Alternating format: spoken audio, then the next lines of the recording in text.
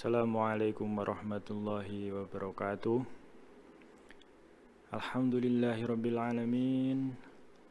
Allahumma salli wa sallim wa barik ala sayyidina wa habibina wa syafi'ina wa qurrati ayunina wa maulana Muhammadin wa ala alihi wa ashabihi wa durriyatihi ajma'in fi kulli waqti wahin.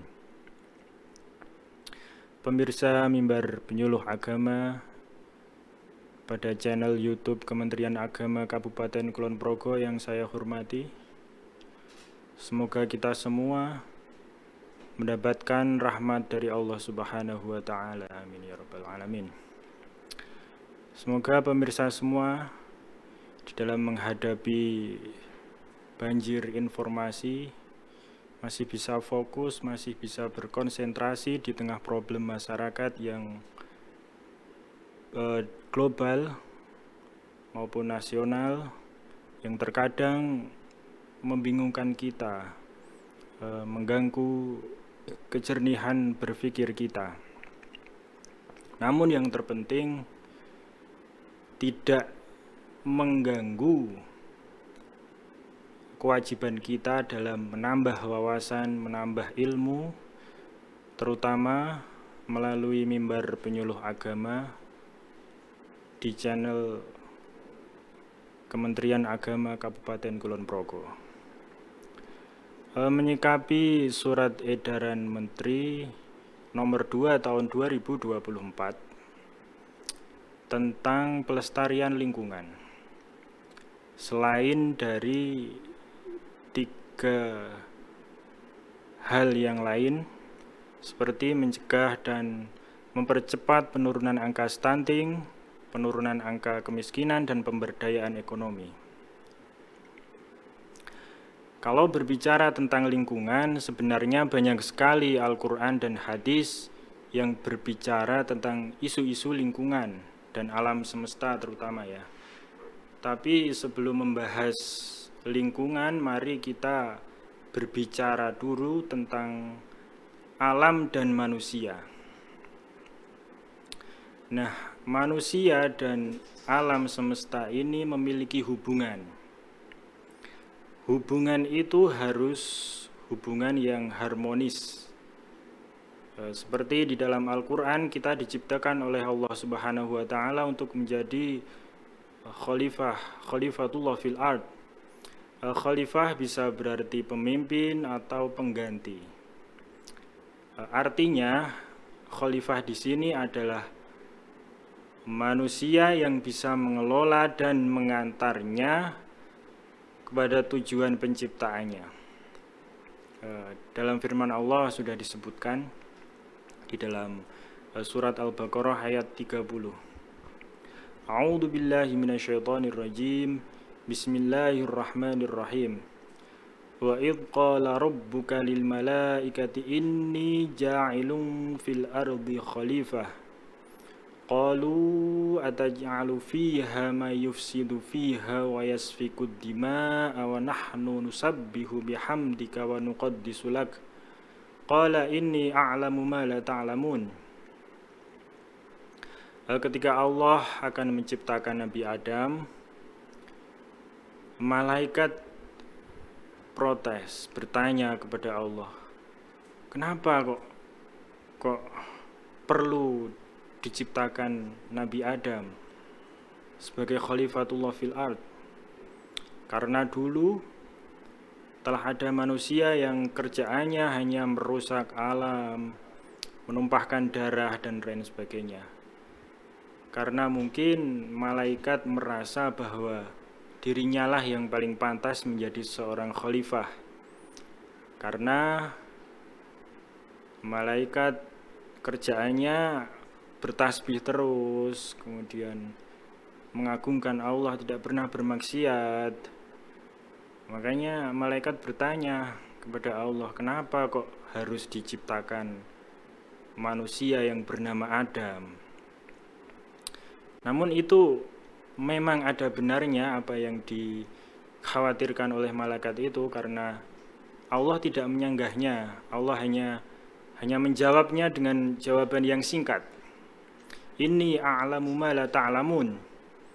yang artinya sungguh aku mengetahui apa yang tidak kamu ketahui. Nah, yang dimaksud kekhalifahan Nabi Adam di bumi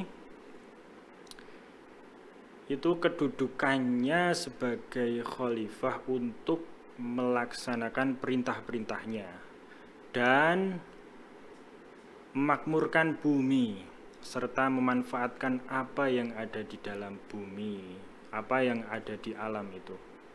Nah, pengertian ini juga dikuatkan, ya Dawud inna ja'alnaka khalifatan fil ard. Jadi Allah berfirman, wahai Dawud, ini maksudnya Nabi Dawud alaihissalam, sesungguhnya engkau kami jadikan khalifah di bumi. Nah, seperti itu.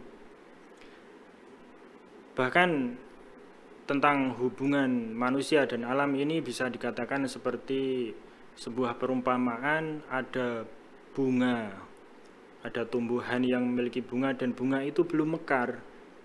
Maka kita sebagai manusia jangan memetik dulu bunga itu sampai bunga itu mekar, baru kita boleh memetiknya. Maksudnya agar ada hubungan yang harmonis tentang kasih sayang kepada alam. Nah, dalam Al-Quran juga disebutkan dalam surat Al-A'raf ayat 56 agar manusia juga tidak boleh merusak bumi. Nah, merusak ini bisa berbagai macam tafsirannya ya.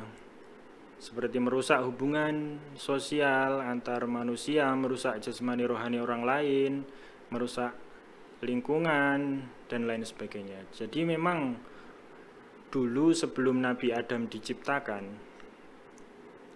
Allah telah menciptakan makhluk lebih dahulu yang pekerjaannya membuat kerusakan. Mungkin kalau sekarang ada teori Darwin itu ya, seperti Homo sapiens dan lain sebagainya, itu memang makhluk ciptaan Allah dan diciptakan sebelum Nabi Adam gitu. Jadi bukan leluhur kita sebagai manusia. Jadi dulu makhluk itu perbedaannya dengan Nabi Adam ini telah diinstal, ibaratnya diinstal software yang namanya hati nurani. Makanya Nabi Adam dan manusia keturunannya ini bisa atau mampu menyandang kedudukan sebagai khalifah. Nah, di dalam surat Ar-Rum ayat 41 itu disebutkan bahwa kerusakan di darat dan di laut itu disebabkan oleh perbuatan manusia. Nah, ini yang menguatkan bahwa memang manusia ini mempunyai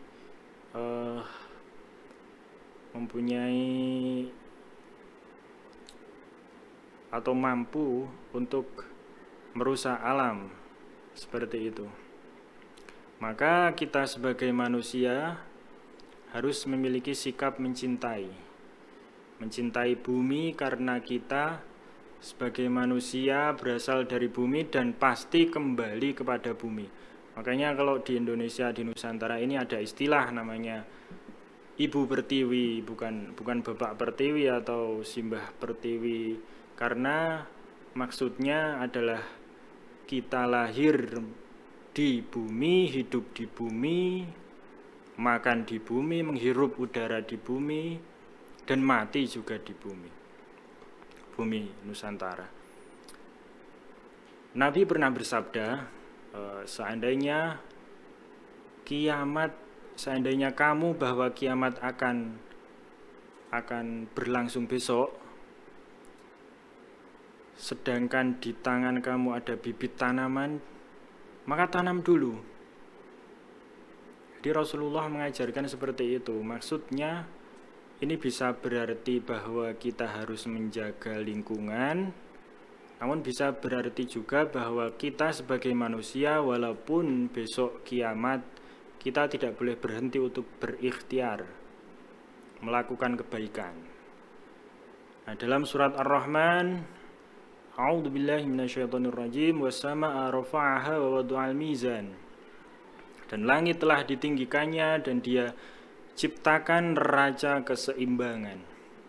Nah, seimbang di sini bisa berarti luas, bisa seimbang alamnya, bisa seimbang akidahnya, bisa seimbang manusianya, hubungan antar manusia, bisa seimbang manusia dengan lingkungan, bisa seimbang manusia dengan alam semesta. Jadi agama memerintahkan untuk perlunya kita merawat keseimbangan, sehingga lahir pengetahuan-pengetahuan ilmu tentang menjaga atau merawat lingkungan, seperti menjaga kebersihan air, seperti buang sampah pada tempatnya, seperti menjaga kualitas tanah, karena memang wujud cinta kita kepada alam ini harus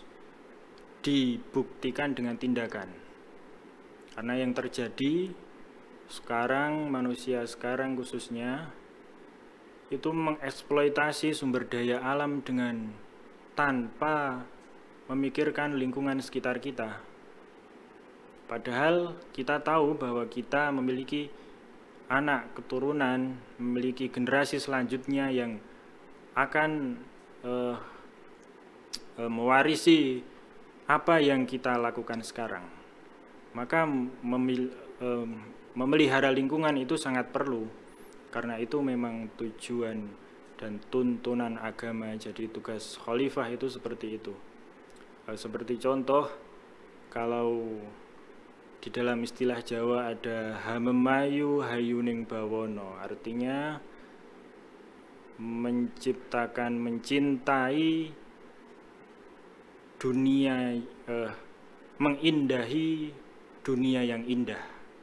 Nah, itu namanya kebijaksanaan. Kalau dalam istilah lain ada ekosofi, artinya kebijaksanaan untuk merawat alam semesta. Baik, dari saya, apabila ada salah kata saya mohon maaf sebesar-besarnya. Wallahul muwafiq ila aqwamit thoriq. Wassalamualaikum warahmatullahi wabarakatuh.